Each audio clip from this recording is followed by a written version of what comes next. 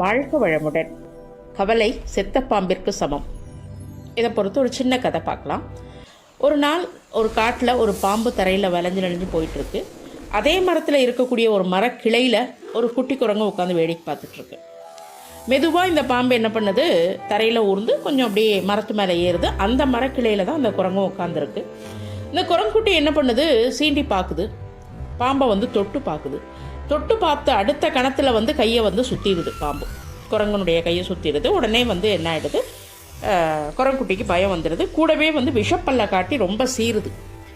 இப்போ ரொம்ப பயந்ததுனால 2 பேரும் ரொம்ப சத்தம் போட்டுக்கிறாங்க. இந்த சத்தத்தை கேட்டு பக்கத்தில் இருந்த குரங்கு கூட்டமெல்லாம் அந்த இடத்துக்கு வர்றாங்க. வந்துட்டு அவங்க யாருமே உதவுறதுக்கு முன் வரல.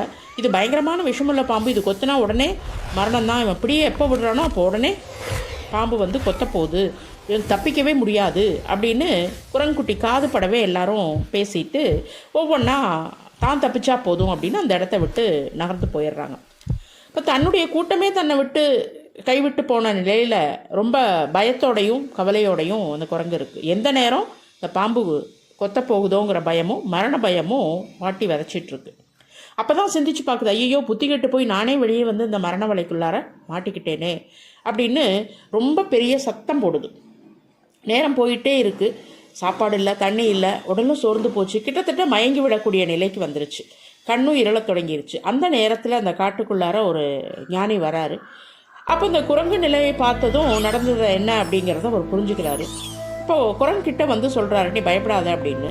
அப்போ தான் குரங்கு உடனே என்ன நினைக்குதுன்னா, சொந்தங்களெல்லாம் கைவிட்ட நிலையிலையும் தன்னை நோக்கி ஒரு மனிதர் தன்னுடைய அருகாமைக்கு வர்றது குரங்கு கொஞ்சம் நம்பிக்கை வருது. பயம் கொஞ்சம் கொஞ்சமாக தெரியுது. அவர்கிட்ட சொல்கிறாரு, எவ்வளவு நேரம் தான் பாம்பை கையிலே பிடிச்சிட்ருப்ப, அதை விடு அப்படின்னு சொல்கிறாரு. குரங்கு என்ன சொல்லுதுன்னா, நான் பாம்பை விட்டுட்டு அது என்னை கொத்திடும்ல அப்படின்னு சொல்லுது. அவர் மறுபடியும் சொல்கிறாரு, பாம்பு செத்து ரொம்ப நேரமாச்சு, அதை கீழே போடு அப்படின்னு சொல்கிறாரு. இப்போது இவர் சொல்கிறத கேட்ட உடனே கொஞ்சம் கொஞ்சமாக அதுக்கு பயம் தெளிஞ்சு பிடியை லேசாக தளர்த்தி விடுது. தளர்த்தி இந்த பாம்பை கீழே போட்டுடுது.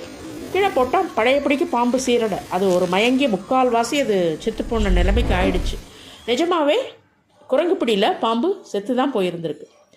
அப்பாடா அப்படின்னு அப்போது குரங்கு தான் உயிர் வருது.